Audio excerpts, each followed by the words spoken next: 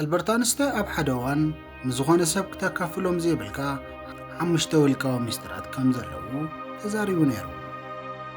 ከም ሰብ መጠን ኣብ መዓልታዊ ህይወትና ምስ ሰባት ምርኻብና ዘይተርፍ እዩ። ሓደ ግዜ ድማ ፀገማትና ንዝተሰምዐና ስምዒትን ብምዝራብ ካብቲ ጼርናዮ ዘለና ሓሳብ ክንገላገል ንደሊ ኢና። እንተኾነ ግን ሓቂ ንምዝራብ ነቲ ነገር ድሕሪ ምዝራብና ካብቲ ዝነበርናዮ ንላዕሊ ኣብ ርእስና ፀገም ከምፀልና ኢና ንግንዘብ። ብሓፂሩ ነቶም ሰባት ክነግሮም ዘለናን ዘይብልናን ነገራት ፈሊና እንተዘይተጓዒዝና ከቢድ ዋጋ ከም ንኸፍል ክንፈልጥ ይግባእ። ነዚ ጉዳይ ዘመልኪቱ ኣልበርት ኣንስታይን 5 መሰረታውያን ነገራት ጠቂሱ ኣለዉ። ክቡራት ተኸታተልትና ነዞም 5 ነጥብታት እዚኦም ብግቡእ ተረዲኻ ኣብ ግብሪ እንተውዒልካዮም ብሰንኪ ሰባት ዘጥፍእኻዮም ነገራት ዳግማይ ከይተጥፍእ ክሕግዘካ እዩ።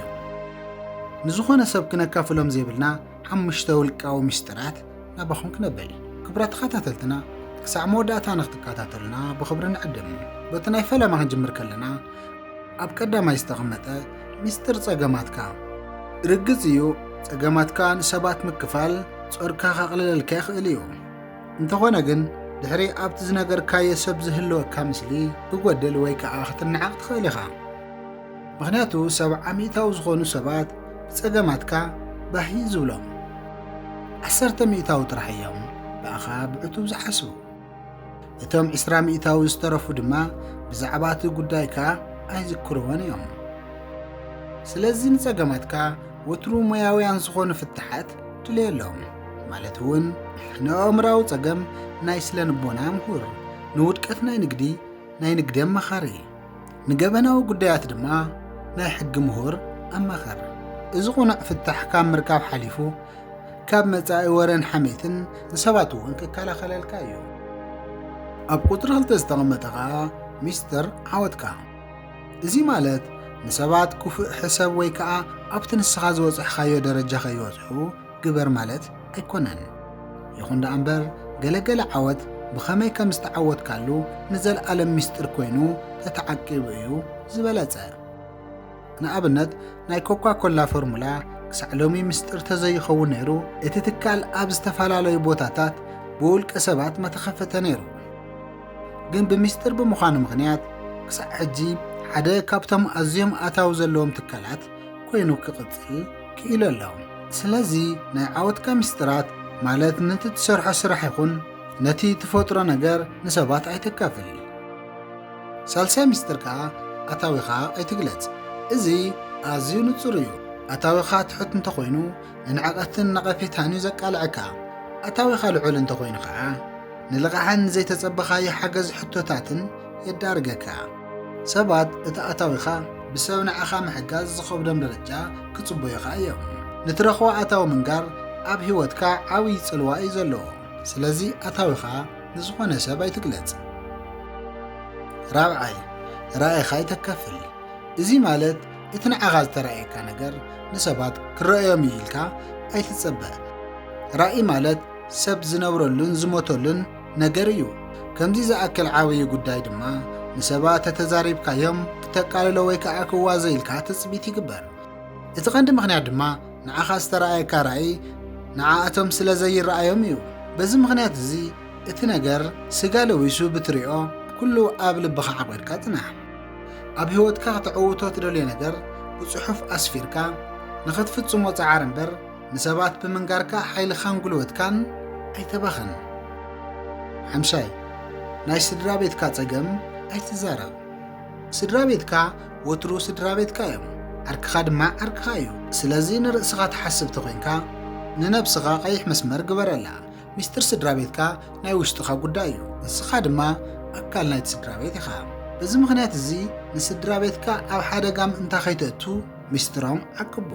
ንዝኾነ ሰብ ድማ ኣይተካፍል። ብዙሕ ነገር ነጥፍእ ዘለና ብዙሕ ነገር ስለ ንዛረብ እዩ። ሓይልኻ ክትዕቅቦ ተደሊኻ ሱቕ በል። ብዙሓት ኣመሳሰልቲ ኣለዉ።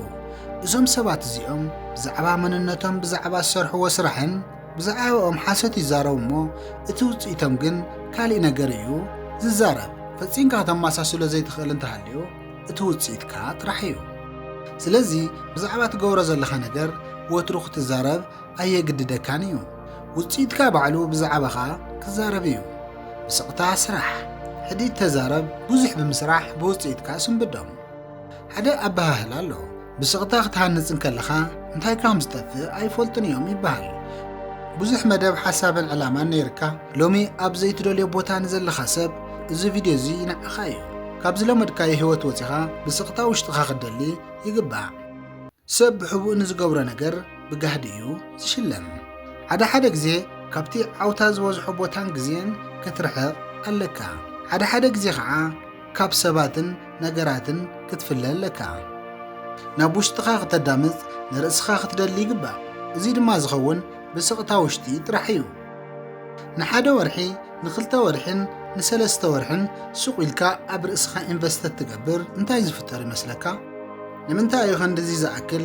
ናይ ምዝራብ ባህጊ ኣብ ውሽጥና ዝዓብለለ ዝመስለካ ብመጽናዕቲ ከም ዝተረጋገፀ 75 ሚእታዊ ዝኾኑ ተዛረብቲ ሰባት ነቲ ዝዛረብዎ ነገር ኣብ ግብሪ ኣየውዕልዎን እዮም እዚ ንምንታይ ተባሂሉ ምስ ተጻረየ ኣብቲ ዘረባ ንምትግባር ዝነበረን ጉልበት ኢነርጂ ስለ ዘጥፍእዎ እዩ እጂ ድማ ስኻ ወስን ምስጢርካ ንሰባት ኣይተካፍል በቃ ሱቕ ብምባል ኣብ ህይወትካ ኣትኩር ጠንኪርካ ስራሕ ሕልምኻ ንበር ሰብ ብተፈጥሩ ሰብ ከዳምጾ ይደሊ እዩ ንሰብ ሰብ የድልዮ እዩ ናይ ሰብኣውነት ናይ ዕርክነት ናይ ስድራ ቤት ቦታ ንምጥፋእ ወይ ከዓ ንዝምድና እዚ ከባላሹ ኣይምከረን ግን ወትሩ ክትዛረቦ ዘለካን ዘብልካን ፍለ ሓደ ባህል ኣሎ ኦም ክዓቢ ከሎ ድምፂ ኣይስምዕን ክወድእ ከለ ግን ይዕገርግር ዝበሃለ ባህል ኣሎ ብዙሕ ክትዛረብ ከለኻ ተዓቢ ዘይኮንካስ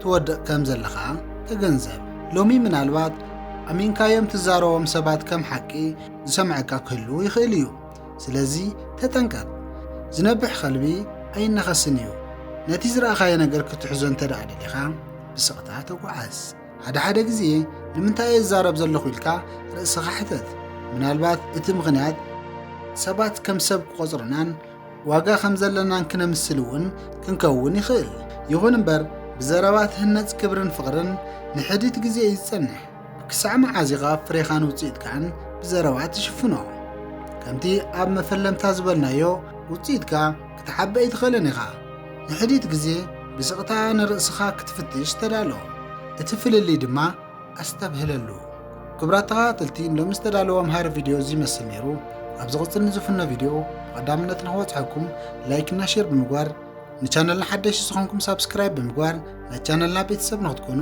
ክሳዕ መወዳእታ ስለ ተኸታተልኩምኒ ደጊመ ብኽብሪ የምስግን ቻው ኣብ ዘለኹሞ ሰላም ኩኑለይ